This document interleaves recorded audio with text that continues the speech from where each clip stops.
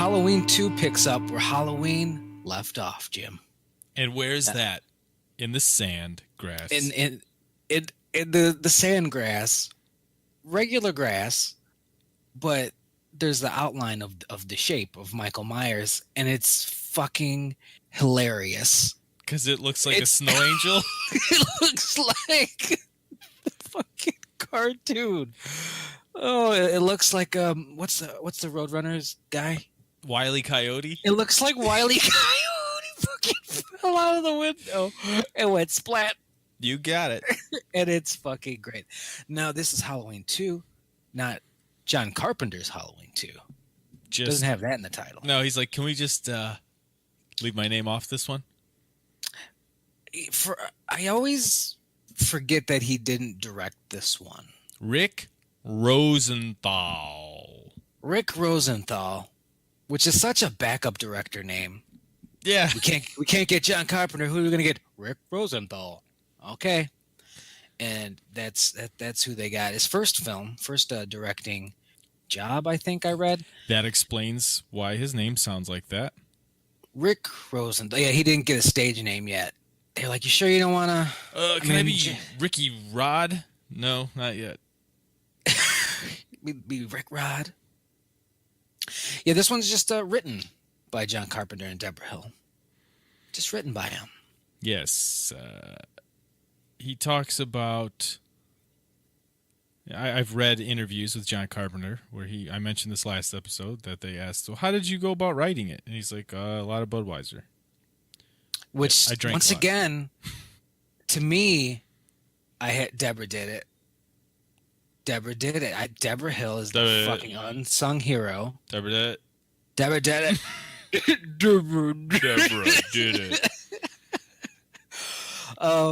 Yeah, here's the script, and Deborah Hill was on record of saying that the final version, the final copy of the movie there, significant changes from what they had in their original script, which is... I didn't know this. Isn't that the way, Deborah? Isn't that the way? So what are the changes? Because I wasn't too keen on... I didn't know what the changes were. Now that I'm unsure of. Okay. She had some tact and class there. She's like, this wasn't in there. This is bullshit. This is bad. She was nice. She said, there are some changes to our version. See, now I have to know why, what, where, when, how, who. The journalism questions. Yeah. It couldn't have been that big because, I mean, they were involved in post-production. You know, John Carpenter's like, let me film this scene. Let me add some blood.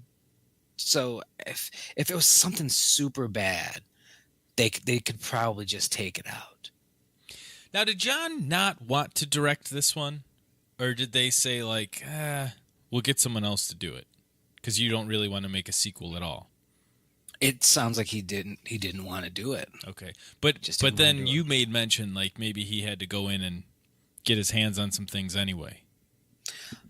For whatever reason, it's such a strange situation because you don't see it often. First of all, I fucking love the idea of the writers having heavy influence in post-production, directing aka the movie? editing. Now, directing, I mean, I'm fine with a talented director doing their thing, but editing and the writing, they go hand in hand very, very much. The pacing and how things are put together. This is writing shit. You're just writing with fucking Avid or whatever editing shit they had at the time. So I love that. And I think that's one of the reasons. A moviola. I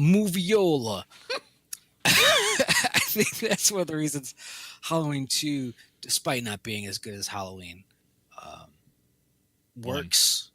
Yeah. It just works. I don't want to call it one. It's just One. Halloween. It's John Carpenter's Halloween.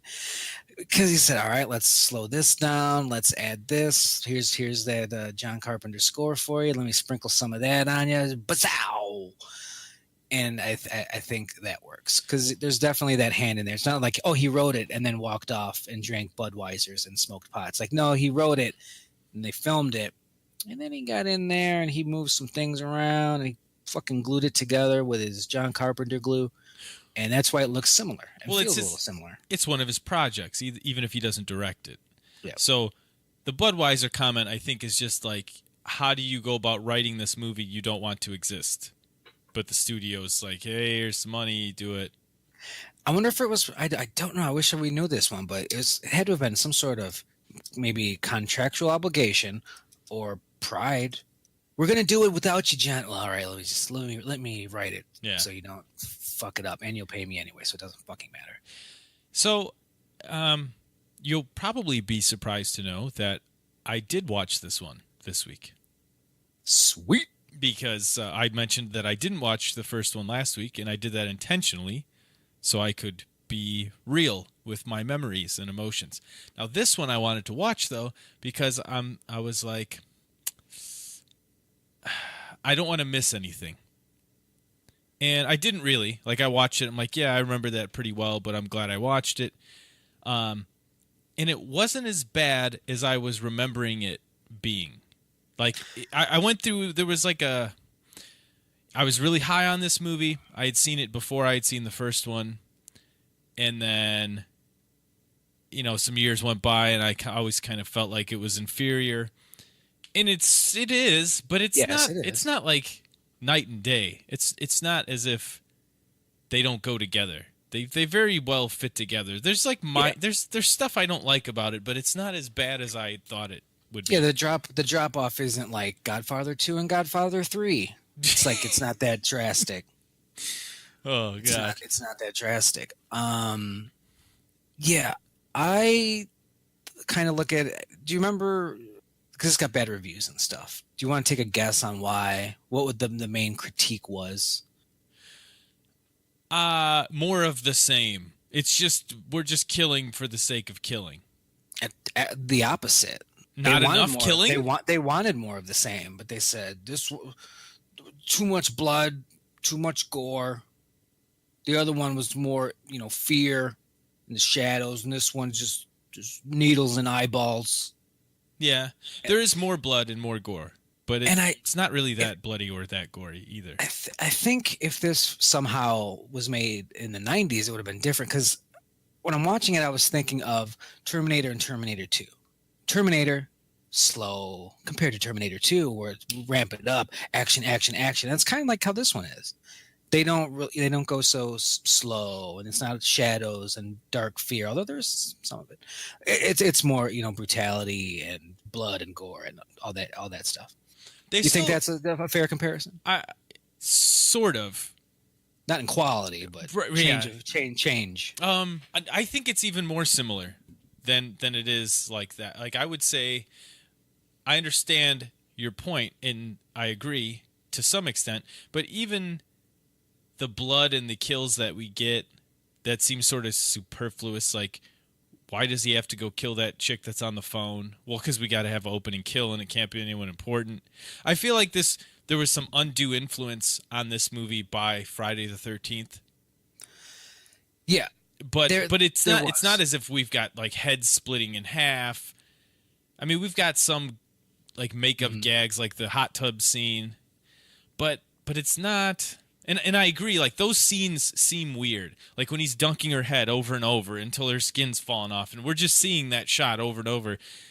Those are the things that sort of suck me out of the Halloween-ness of it. But that's not the majority of the movie. I like the aftermath. I like the cameras and the news reports. And he's still out. They haven't caught him yet. Well, it just happened. Whereas we're so used to, okay, in this Friday the 13th, what are we going to have? The exact same thing again. We're going to have the exact same thing. And how is it happening again at this camp again? Doesn't anyone know not to go back there? This is like the 9th time. Whereas this is all one night. So, yeah, they haven't caught him yet. Well, yeah, it's funny. It's a funny thing that you say that. Although, hold on 1 second. Okay. But if you think about it, Friday 2, 3, and 4 are like, that's like 2 nights.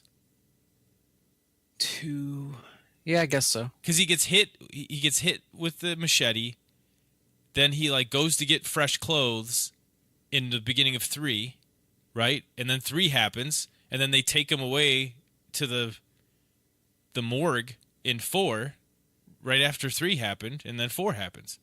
Yeah. So I guess that's not fair for me to say that either. Anyway, Well, I moving mean, on. there's like 12 movies there.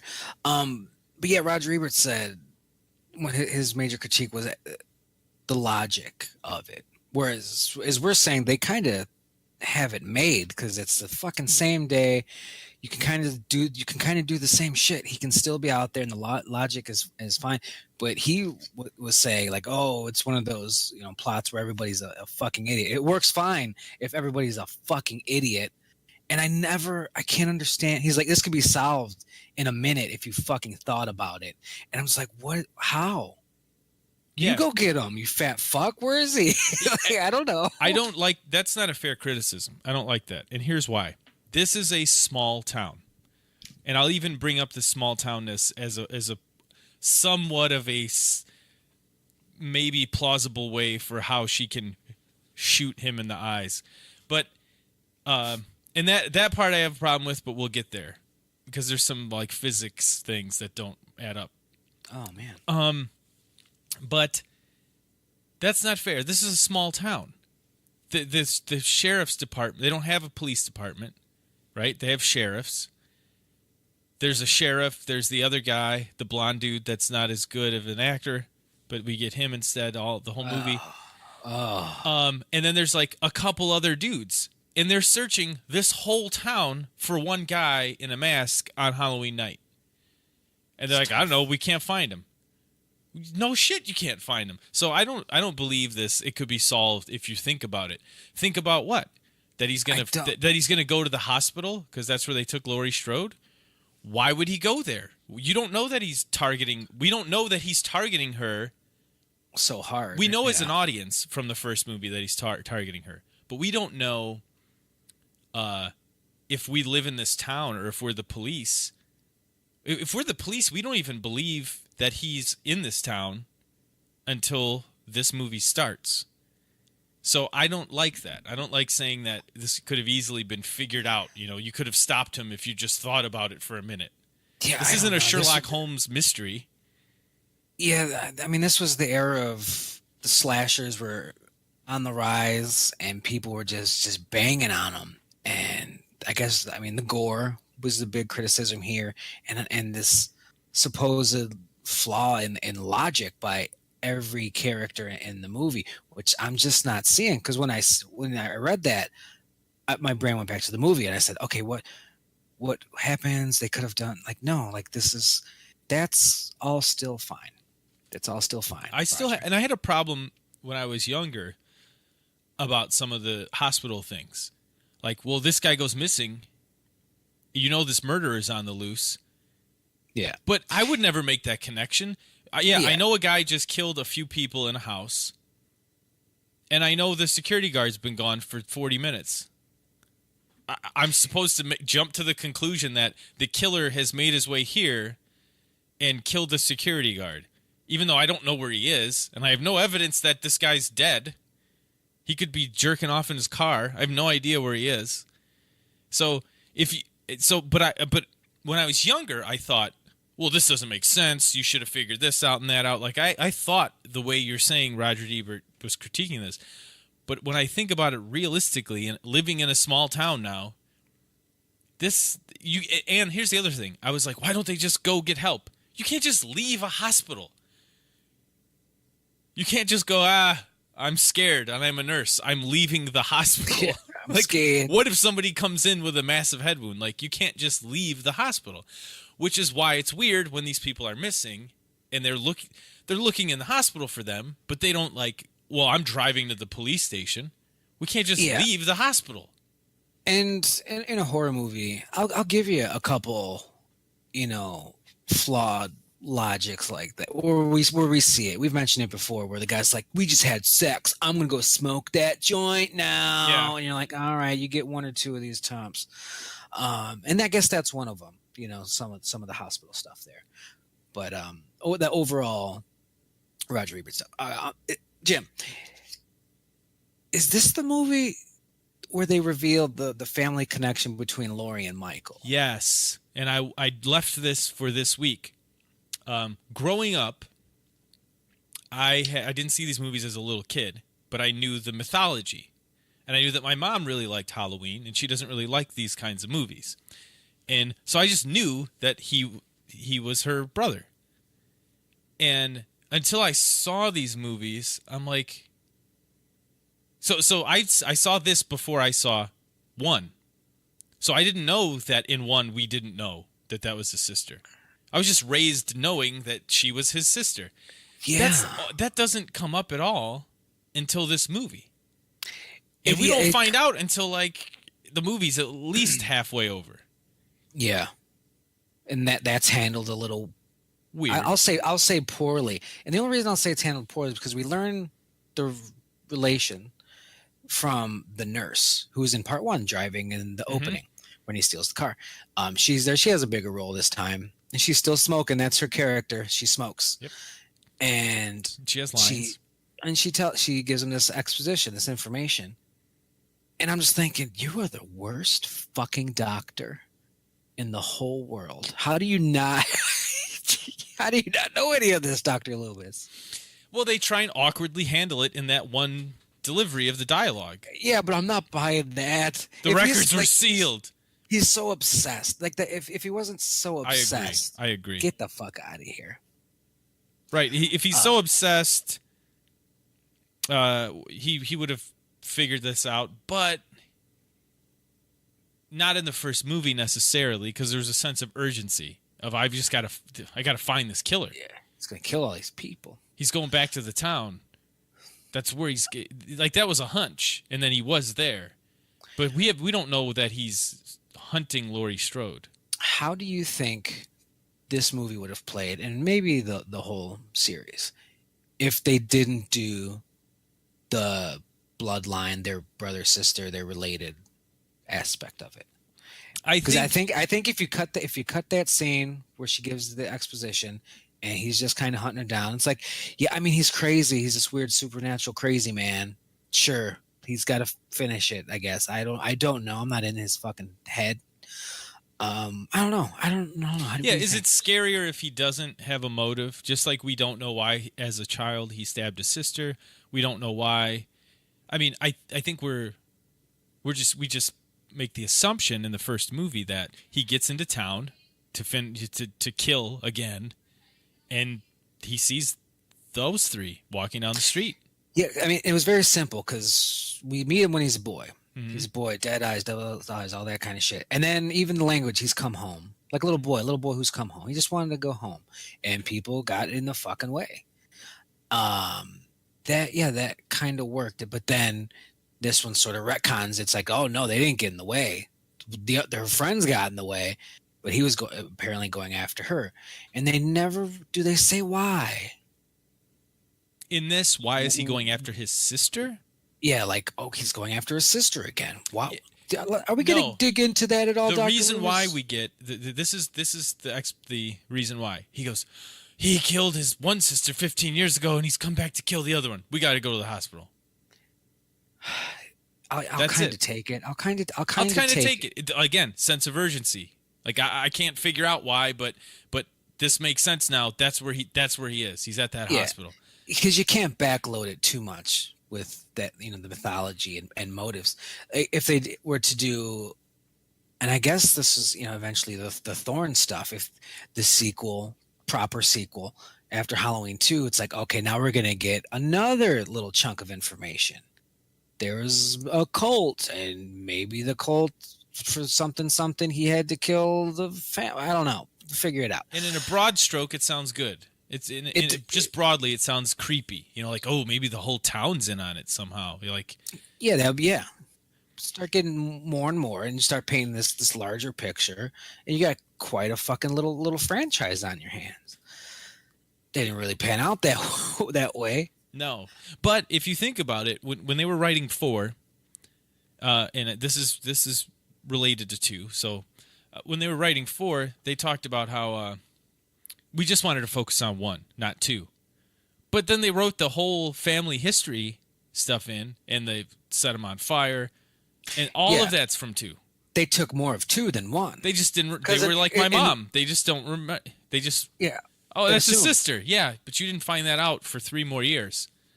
Because seriously, when you think of John Carpenter's Halloween, just fucking think of it as the babysitter murders.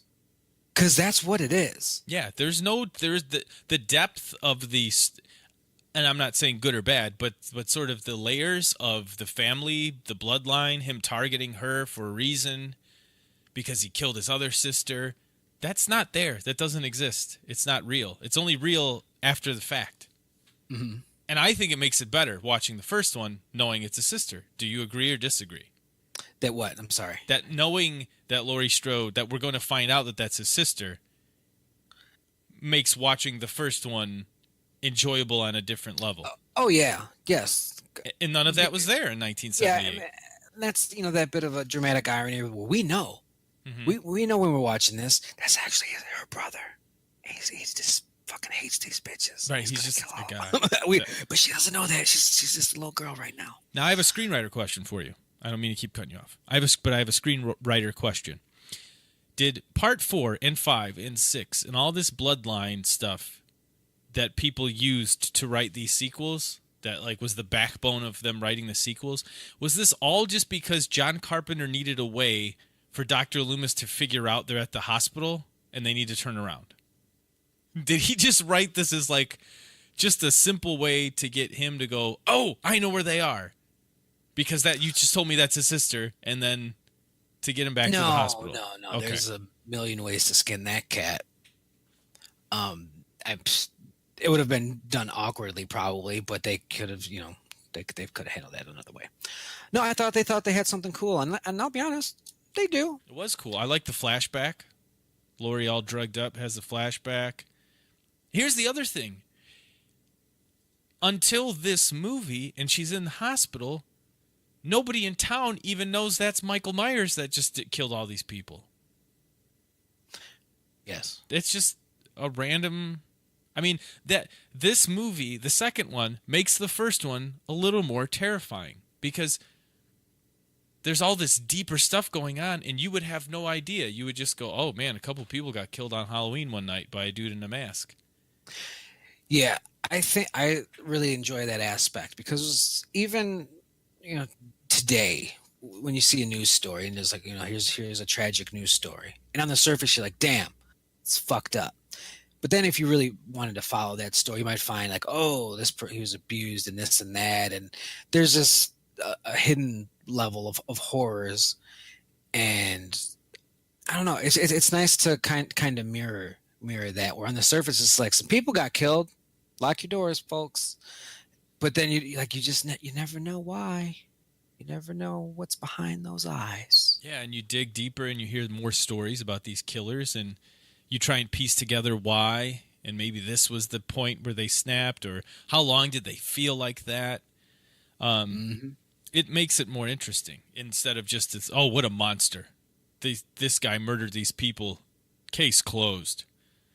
But you want to know more. Why? We always want to know why.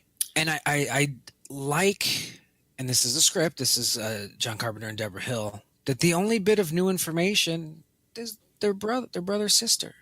They didn't do their brother sister cult. Their brother sister cult, the city's in on it. They one good chunk and continue the terror for the most part. Yes. So when people say it's not like the first, I'm like, it's very much. It's handled differently because it's Rick Rosenthal, but it's the same.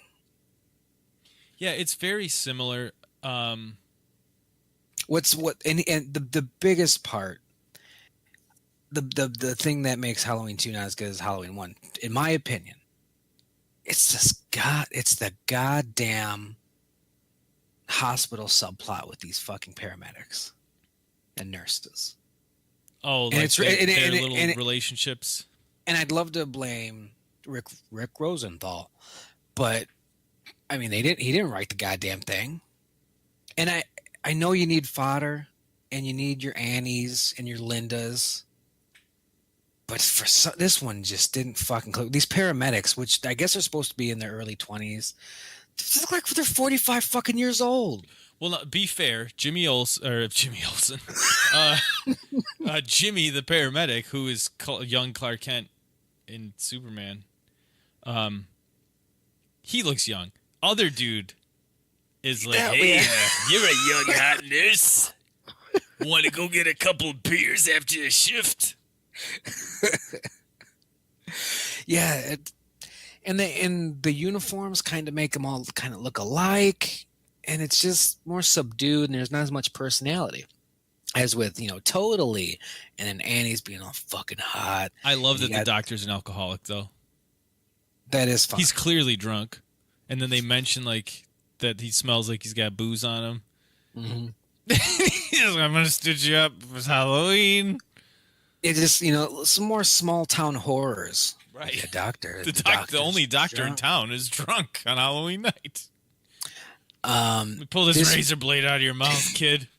Yeah, I was just about to get to that. This movie probably single-handedly extended that myth that people put fucking razor blades in the candy and the apples in that scene, and it's fucking gruesome. This mother gets out of the car with her little boy, I don't know, 9, 10, I don't know kids' ages, and he's like, oh, my fucking mouth. and they're dabbing it, and for the camera, she pulls it away, and it's just fucking blood, and there's a razor blade sticking out of his fucking gums, and it's gruesome, but it's fantastic. And it's just happy Halloween. This is still the same night. On the other side of town, somebody's fucking putting razor blades in the candy. Yeah, and it's not Michael Myers. Or yeah. is it the cult that doesn't exist yet that we'll find out about later? And he can just walk about freely for the most part. Unless he sees one of the 4 cops. Yeah. He's good. Because most people don't know about the murder. Maybe they just heard about it on the radio. Like, it literally just happens as this movie opens. And there's no cell phones and texts and get your ass home. You got to be watching TV, and you're out on the street hanging out, watching trick-or-treaters. I love the free pass that this movie gives itself. Because it's not only is it the same night, so you don't have to worry about a fucking manhunt of epic proportions, but it's also Halloween. So just walk about how you want. It's great. Yeah. And does he really do that? He doesn't even really do that. He does a little bit. Like, there's a scene where he's walking down the street, and like a guy passes him with a boom box or something. People are just walking past him. Like, they're not scared. That's not Michael Myers. That's just a dude. That's Jason. Michael Myers isn't a thing yet. Right. Right. This is New York in the 80s. Like, you're not the craziest thing we've ever seen. Yeah. Until you lift up your mask. This movie was almost made in 3D. Thank God. Could you imagine? Then we would not remember it as fondly because we'd have the eyeball shots. We'd have, so much bullshit. The razor blade in his mouth. Let me look at the camera. Yeah. Why wasn't it? Did John Carpenter say, no, I'm not writing a 3D movie? It was just too expensive. Oh, good, thank God. It almost sounded like they were discussing it, and Deborah Hill was, probably more involved than John Carpenter because that motherfucker just wants to drink his beer. and she said, no, we were exploring it, but it ended up being too much for what we had, and the math just didn't work out, so we didn't do it. Speaking of that, the original John Carpenter's Halloween, the budget was $300,000. What was the budget for this one? $306,000. No. $2 million. It seems that way, doesn't it? 2.5. That's pretty close. So hefty. Some people probably got bigger paychecks, I'd imagine. There's a couple stunts. There's the Tramer. Oh yeah. Car. There's some explosions at the end. Probably the same stunt guy too. Like, oh, we gotta set you on fire twice. Damn it. God damn it, it's so hot in there. Yeah, we're doing two of those, bud. It's like the stunt people have one rule because they're fucking crazy, but we have one rule, and it's like no 2 burns in the same day. And it's like, well, sorry. Yeah. Except today. Now, do you think did Dick Warlock, who played the Shape in this movie? So this movie in the credits has 3 different people that were grown-up Michael Myers. That would piss me off. Because we've got the beginning, which is footage from the first movie, And it's True. footage of the first movie where we happen to have Nick Castle as the Shape, and then Tony Moran unmasked as Michael Myers without his mask, and then the rest of the movie we have Dick Warlock with his old hands. Yeah. It looked like he had some adventures. Like if this really did take place 3 years later, it makes sense. But it's the same night. Like your hands got old overnight, dude. So we saw you adjust that mask in that house with your fresh 21-year-old hands. Your smooth Yeah. skins. And let's talk about Dick Warlock. One of my complaints and other people's complaints is that he's just a little too stiff. A little too stiff, a little too wooden. But he's a stunt guy, and I don't give a fuck. No, but here's the thing. In the first movie, John Carpenter said, "Hey, Nick, you walk like a serial killer. Just do you." So he just had to walk like Nick Castle always walks. And this guy's like, it's not like, I don't know, did he have like he didn't have like some kind of easy thing, like some kind of crutch you could use. Like, oh, he's got this weird limp. I just got to do the limp. It's like, just, I don't know, walk slower than you're walking, Dick, and we'll try it again. I don't know. Yeah, walk like you're focused, not constipated. Hold your Bob Dole arm with the scalpel in it. Don't let it move. Yeah, there were times, because Ben Tramer's essentially dressed up like Michael Myers in this, which is fucking stupid. But he walks different. That's like the tell. He walks very stiff, and that's one of the major tells. But there were times where I'm just like, I don't know, man. He walks a lot like the main guy. Yeah. Is that him? I need that mask shot. Hey, Dick, you're going to wear 2 rubber masks, different ones, and we're going to set you on fire twice. Now, maybe because he was wearing lifts, because he was shorter than Nick Castle, and he had to wear lifts in his shoes. He was wearing lifts. So maybe that's why he's like, just don't fall. Maybe. Just don't fall. And maybe he didn't, he also could have just not given a fuck. He's a stunt guy. You know? Yeah. He's not like, what's my motivation here? They're like, put the mask on, Dick. Oh, cool. All right. Walk over here. Yep, slower. Okay, I'll walk slower. I think one thing I would have appreciated is just like with the main mythology, we got a new tidbit, their brother and sister. I would have loved a new wrinkle or addition to Michael Myers' physical characteristics. Like in the first one, we get the head tilt and the sit-up. Yeah. Awesome signature moves. Fucking give us something. If it sucks, cut it out. Fucking dudes, you did nothing. You went backwards. Yeah, they gave us another head tilt. They gave us the same shot, like the Linda shot, where he's behind the victim. Victim thinks it's not him. You know, that we got that again. Now that's probably in the script. Oh, I bet. So I want to see John's. I'm not blaming that on Rick Rosenthal necessarily. I know, but sometimes it does seem like a movie that was written by 2 people where one of them clearly didn't give a fuck. Yeah, and the other one's really trying to make a bit of a movie. And we have to put it in perspective. Like, we just watched the first one. Some of us watched the first one last week. Then we're watching this one this week. We're definitely comparing them a week apart. There's been times where I've watched them back to back on Halloween. But they came out 3 years apart. So you're sort of like getting your shit in again. Like, it's been 3 years. You're going to see that head tilt. I know you want to see that. Oh, you want to see him. He's right behind her, and she thinks it's her boyfriend. You remember that from the first one 3 years ago? Yeah. So maybe that's like, written that way for that reason. It's like if you go to a house show and Shawn Michaels is wrestling, you want to see the kip up, you want to see the super kick, you want to see it. Right, and you didn't just see him last night. Like, if you followed him around the country and you're watching it back to back, you're like, I just saw this shit yesterday. Yeah. But this was 3 years later. Yeah, and I get it. Just give us more. Add to it. Yep. If they didn't do it for the mythology, I'd understand. But it's like you showed that you can do it, but you didn't. Sam Hain, the night, the demon nights, and then the hospital, and then they leave it alone. Now, do you think? See, the family thing, I liked it in this one. And then you're thinking, where's it gonna go? And then 4, they're like, she had a daughter, but she died because she didn't want to do this movie. So she died.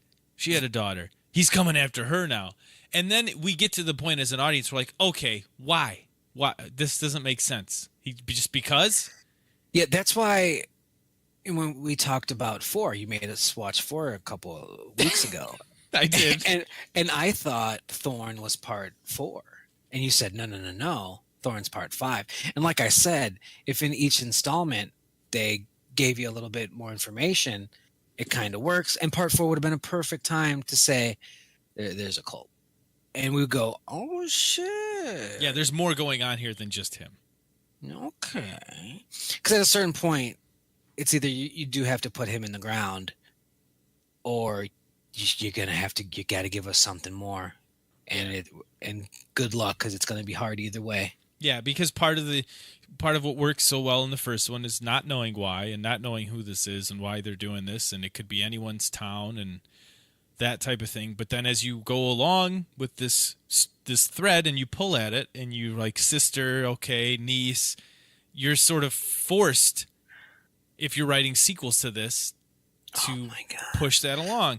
And could you imagine if they made it these days? They'd be like, it's a very misogynistic series. He just hates women. It's like, no. No, I thought you were going to say it has to do with Facebook or something. Oh, no, don't. He got picked on in school. Oh, wait, that's Rob Zombies. Because that's what you look at. You say, okay, he went after her. Now he's going after her. Now he's going after her. It's like, does he hate women? Because it seem that way. But they went with Thorn. And I don't want to talk about that just yet. I want to talk about Halloween 2. I love the way the mask looks in Halloween 2. It looks... Uh-oh. It's the same mask, right? It's the exact same mask. It's the exact same mask, and that's part of the problem. I don't think it looks bad just by itself. Oh, okay. But it doesn't look like it did in the first movie that happened 5 minutes ago. Right. And Deborah Hill said, well, you got to understand, we shot this movie for no money. We didn't know there was going to be some sort of franchise involved. So Nick Castle just stuffed it in his pants pocket in between takes, just roll it up and shove it in his pants. And we went to make the next movie, and we just sort of pulled this mask out, and it looked like shit. Yeah, it was all faded and shit. Yeah. Which I like how it's weathered and stuff, but it shouldn't be. Doesn't make sense. It shouldn't be, yeah. The hair looks kind of weird. It looks so fucking cool, though. Yeah. Like, that's what, like, I'll give you that one, too. Just because it works. If it doesn't work, if it looks like Halloween 4, I won't stop talking about it. But because it looks cool, hell yeah. Did you know, I didn't know this until after I watched the making of 4 and 5, that was the same mold? It's like I thought they just made some shit Jell-O? Up. Yeah, I thought they just made it up. But they're like, no, this is the same Don Post, William Shatner mold. We just made a new mask out of it. And put Weatherman hair on it. But man, it had to be the way they painted it or something. They did something wrong. It's like when I tried making these candles for Christmas. The recipe is good. Everything's how it's supposed to be. But you look at it and go, something's not right. I messed up somewhere in the process. It happens when I carve pumpkins. I'm like, this should go exactly as planned. That don't look right. It's a stencil, for fuck's sake. Right. Yeah, I thought the mask looked cool, and the mask I had, because I'd seen 2 first and I'd seen 2 more, the mask I had looked more like 2 than 1 for a period of time. Like, that's what I was trying to make it look like. And I think that works because it's sort of like a catch-all. You look at part 2 and you're like, I could confuse that for the part 1, and maybe some of the other sequels. Right, sure. So it's a good middle ground. Can I talk about the plot of Halloween 2? Sure, of course. You can talk about whatever you like. I'm gonna go line by line again, and we'll talk about what pops. On October 31st, 1978, Laurie Strode is taken to Haddonfield Memorial Hospital after being attacked by Michael Myers, who disappeared after being shot 6 times and knocked off a balcony by a psychiatrist, Dr. Sam Loomis, who immediately resumed searching for him. Taking shelter to recover from his injuries, Michael steals a kitchen knife from the home of an elderly couple and kills a teenage girl living next door. I love the opening of Halloween, too. I love it. Yeah, because it's not just, here's what happened last time. This is where it still feels like I'm watching Halloween. Yes. And I love that. Once we start getting to the hospital, I'm like, that's right, this is a different movie, isn't it? Mm-hmm. But right now, it might as well still be John Carpenter. And when they have weird shots of Jamie Lee Curtis's wig. She's laying on the stretcher. Yeah, because she cut her hair. Yeah, it's exactly. The beginning of it's great. And there's definitely 7 shots in the beginning of 2. Is what? Yeah. There's definitely 7 shots in the beginning of 2. And maybe that's why I said that last week about 1. Maybe there are 6 shots in 1, and when they're cutting this all together to make the beginning of 2, they messed up. Because he shoots him when he's putting the mask on, and then he shoots him 6 more times until he falls out the window. That's almost unforgivable. And then we see him go out the window, fall down, and then Dr. Loomis is right there. Bam. Hot on his trail. Yeah. And we get the shot in the alley where he's looking around at people. I shot him 6 times. And then he's like, what'd you say? I said I shot him 6 times. Wait, one more time? Yeah. Shot him 6 times? Yeah, it's fucking hilarious. And this is the part where I start looking at Sam Loomis as a comedic character. It started last week when we talked about him standing in the bushes for 8 hours straight. Yeah. But now he's prancing around town just you gotta find him. He's a fucking lunatic. Until the sheriff, Annie's dad, says a couple different times, you're his doctor and you let him out. And he's like, I didn't let him out. I didn't let him out. Nope, I said don't let him out. No. Then he gets all super calm. I didn't actually say that at all. And I wanted him to stay there. I'm sorry your daughter's dead. So this is where we get I shot him 6 times. He goes into the old people's place. He takes the knife and there's blood. And then we get the girl next door.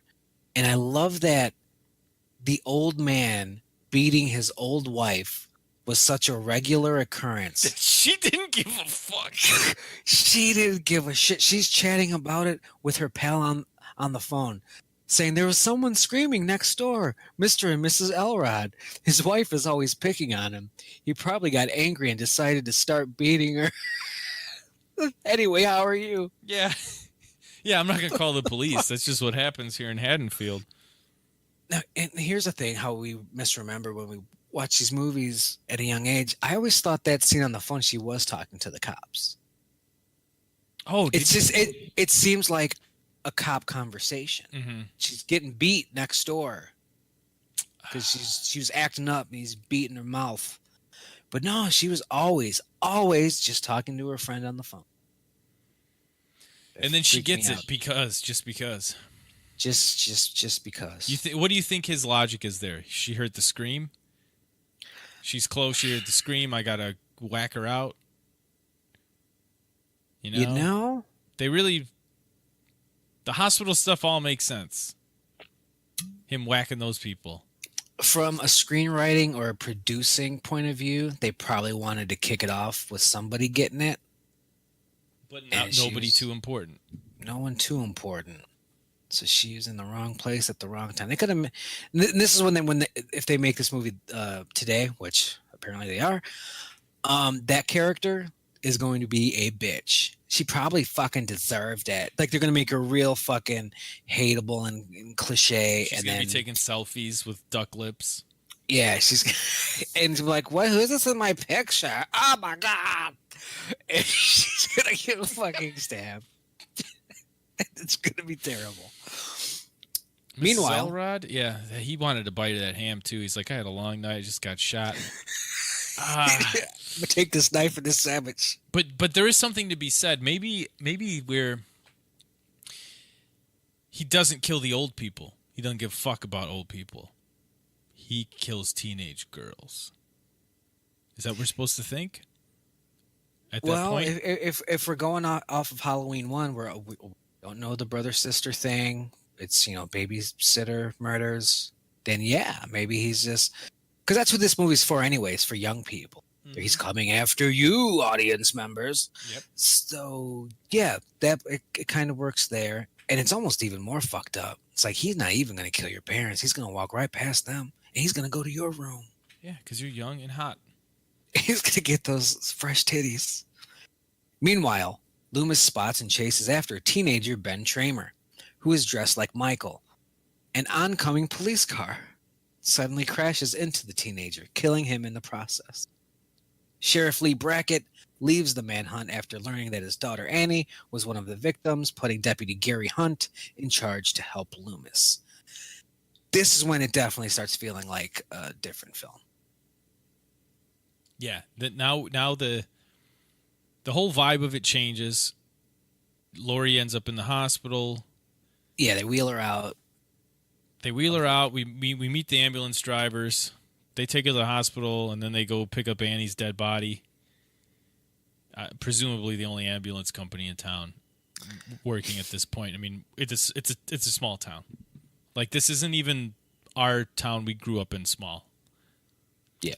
That's what people have to keep in mind. I don't think enough people are exposed to that type of small townness to understand. So it seems kind of unbelievable. And the middle chunk is just it's lacking for me. I'm going to continue here. At the hospital, paramedic Jimmy develops romantic feelings for Lori, much to the chagrin of head nurse Mrs. Eves. Michael discovers Lori's location via radio due to the event reaching the media, and makes his way to the hospital. Once there, he cuts the phone lines, disables the cars, and kills the hospital personnel. That part's not bad. A creepy guy in a hospital is always going to work, and it works there. And I wish they didn't have the I'm falling for Lori, this passed out girl, and everybody else trying to fuck. I mean, I know that's what we did in John Carpenter's Halloween. I just wish it was more Michael on and more professional. A little more professional. Keep it a little professional. I love the camera shots, like the security shots of him in the hallway and like them just barely missing each other. Like, there's stuff they do that's cool, in this, like, to build the suspense. And this is where we start getting a little bit more action.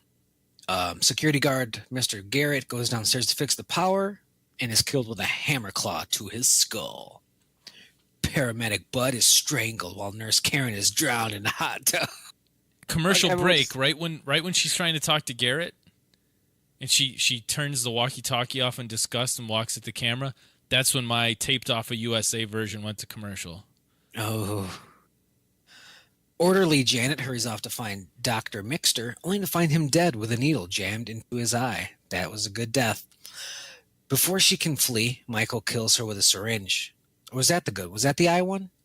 They're both eyes. They're both eyes. Do we see the doctor eye? Yeah, the syringe is in his eye. And then she's like, ugh. And then they give us they try and give us a similar shot to Halloween 1 where he's behind Lori. Yeah. So they give us that shot where he's behind her. And then she gets it in her eye. If it sounds like I didn't watch Halloween 2 this week, that's not true. I watched it probably 3 times. At least I had it on 3 times. This is always the part of the movie where I just tune out and I'm suddenly working on something on my computer or doing this or doing that. I get it. I just can't fucking hang. Jimmy and nurse Jill Franco search the hospital for Lori, who is trying to evade Michael. This is the good shit. Jimmy finds Mrs. Alves' corpse and slips in a pool of blood on the floor, losing consciousness. Elsewhere, Loomis is informed that Michael broke into the local elementary school. As he investigates, Loomis's colleague, Marion Chambers, and a marshal come to escort Loomis back to Smith's Grove on the governor's orders. Along the way, Marion tells Loomis that Lori is Michael's sister, but that information was kept secret for her safety. With the realization that Michael is after Lori, Loomis forces the marshal to drive back to Haddonfield. You could say that because he puts a fucking gun to his head. Yeah. I got orders. That is the most... in my opinion, in all these Halloween movies, he's the most like realistic cop. Like he seems like a real cop. Yeah. He's just He's like three more hours till I'm off. Yeah, I got orders. Okay, yeah, I'm turning around. You got a gun to my head. Like just the way that guy talks and acts. He was like, "You're gonna be in some big trouble." He does. Yeah, he doesn't. He doesn't goofed. talk. He talks like a small town cop guy. He's not talking like a guy that's trying to make his big break into acting. It's like, grab this real cop. Get him in here real quick. We got to shoot this scene. Yeah. I got orders. All right, you're gonna get in trouble for that one. Turn around, and then they hit us with another memory from Halloween 1. Just after finding Laurie, Jill is killed by a scalpel-wielding Michael, who then pursues Laurie through the hospital. And making things more tense, she's hurt. She's dragging herself. Her ankle's broken. She's hurt. She had stitches. She's under the influence of like anesthesia. Yeah. And she's trying to get away from a murderer. And fucking Mr. Date Rape is somewhere behind a corner. That fucking weirdo, Jimmy, you ass. Yeah, then he fucks her over. Go ahead, continue. Laurie escapes to the parking lot and hides in Jimmy's car. Regaining consciousness, Jimmy exits the hospital and gets in the car to seek help, but he falls unconscious again on the steering wheel horn because of his injuries. Like, oh shit. This alerts Michael to their location. Loomis, Marion, and the marshal get to the hospital just in time to save Laurie.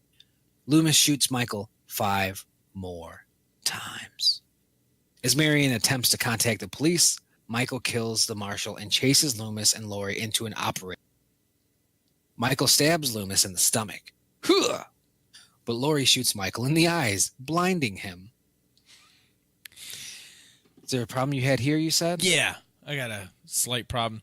Let's say that's looking to me like a 357 Magnum. Let's say it's not. Let's say it's just a 38 special. It's that P92. If you shoot someone in the eyes, they don't just go blind. Usually, the bullet comes out of the back of their head, at least with a gun of that caliber or higher. There's no, I just can't see right now. I'm going to swipe around with this scalpel. I don't know where you are.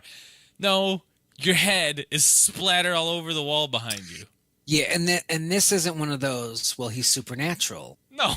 There's a cult behind this. It's like, no, that's a human body as far as we know. Right, that's a skull. What is this? Does he not have a brain in there? Yeah.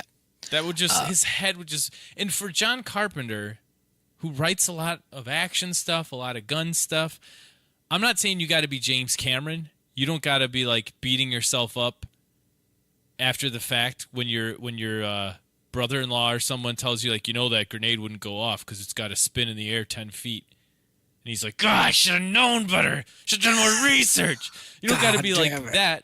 But have you shot a watermelon with a gun before? Like, it doesn't just go in the front and nothing else happens. It's not how bullets work. So you did Assault on Precinct 13, John. Right. You did Escape from New York. Honestly, I think this was his way of really putting Michael out to pasture. Because like you said, no one's going to survive this. Right. And that's probably part of his skill. He'll survive it for the next 30 seconds here. Loomis and Laurie fill the room with ether, and oxygen gas. Loomis orders Laurie to run and sacrifices himself by igniting the gas, which blows up the operating room with him and Michael inside. Both of them nearly burned to death. Michael emerges from the room, engulfed in flames, before he collapses and finally dies. Early the next morning, Laurie is put in an ambulance and driven to safety. Or so she thinks. And we bookend the movie with Mr. Sandman. Boom, boom, boom, boom, boom. Which boom, I think is a cool twist. boom, boom. I always associate Halloween with Mr. Sandman, and it's not in the first movie. So I do. What's that? It's not in the first movie. Mr. It's Sandman. It's not in the first movie? No. Oh my god. I mean, we just watched both of these movies. What's wrong with my brain? That's what I'm saying.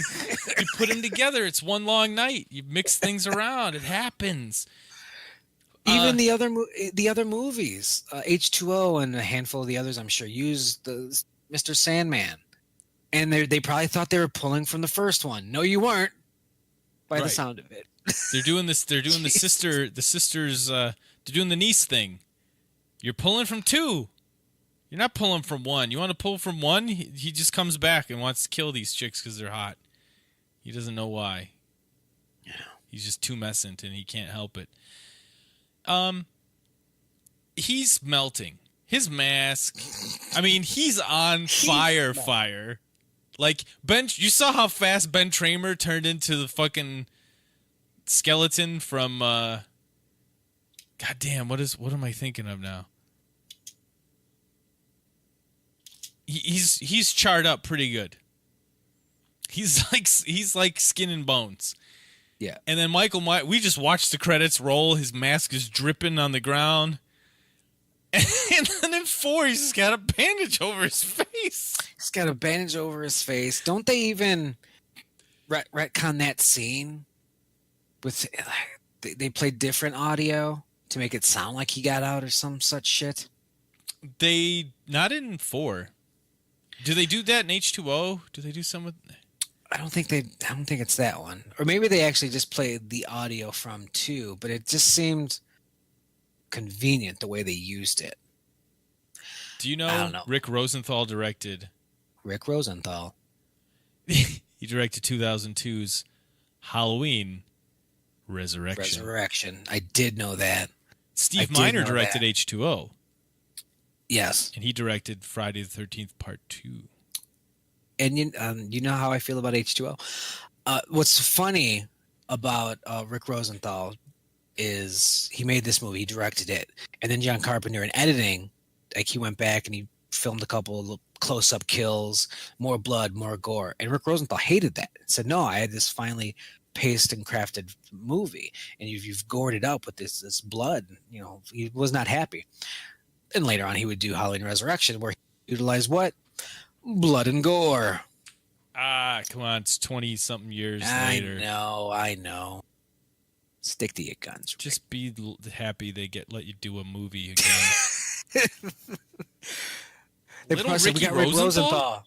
Oh, his son? It's like, no, the real guy. He's still alive. Still doing it. We got Dick Warlock to come back and be Michael Myers. Yeah, this the way I think of 2, just as a broad point, is this is the one where we know it's a sister, and we start to know it. We start to try and piece together some kind of motive. What's with the sisters, dude? Yeah, and next week we are going to discuss the Thorn cult and more of that aspect in the Halloween franchise. Are you doing that? Are you trying to sweep me up for something? You just throwing me 70-mile-an-hour batting practice fastballs. This is just my wheelhouse all day. Well, you never know how long these podcasts are gonna go. Let's get our shit in. I agree. Dale, are we going to touch on H2O next week because of its lack of carrying on the storyline with the Thorn stuff? Yes. Okay. Because I'll never forget the feeling I had sitting in the theater watching H2O. Maybe I was a little naive. Maybe I was a little hopeful. But we'll talk about that next week. Next week, we are going to talk about Halloween H2O. That was not my plan, but that's how we want to do it. No, we're not going to talk about all of it. I'm going to talk about... It'll be at the end of us talking about the Thorn stuff, so parts 5 and 6. Yeah. We'll talk about how I felt. Just think about the first times you've seen a movie. Like, I talked about this before. The first time I saw Dark Knight Rises, and I'm seeing it for the first time, so I'm like, this isn't that bad. Let's see where this goes. And like, oh, they really killed him. Oh, no, they didn't. But that first time you're watching it, you're feeling like this thing's about to happen. And that feeling I had watching H2O. Yes, because I have questions, and you know more about the mythology and the Thorn stuff And we'll than talk I about the do. producer's cut. There's Yeah, a we'll talk producer's about cut of 6. There's a lot of stuff going on. producers cuts. We'll talk about. Let's also talk about maybe what we would do if we were continuing from part 2. We'll do a pitch it. We'll do a bit of a two pitch. on. All right, let's plug it up. I just want to say go, please, to characterworkpodcast.com. Click that Amazon link. Christmas season is here. You see those ornaments, you see those trees. You know what that means? It means you got to start spending money on your friends and family. You know, it's the easiest place to do that? Amazon. And if you click our Amazon link on characterworkpodcast.com and you buy all that shit, we get a little slice of it. And we can pay for hosting and some of this shit that keeps us afloat. It's so tiny, the slice, but we need it. So slice us off a little piece, please. Give us a slice. Thanksgiving's coming up, and we're thankful for you. And this is an easy way to just show that you're thankful for us. You don't even have to do anything you're not donating extra money. You can do that too if you want. But you just got to buy stuff on Amazon. You're going to do that anyway. Just help us out along the way. Show us that love. We would appreciate that. This was episode 44. Thanks for listening. I'm Ben Tramer. I'm Mrs. Elrod. She's picking on him. He's probably beating her.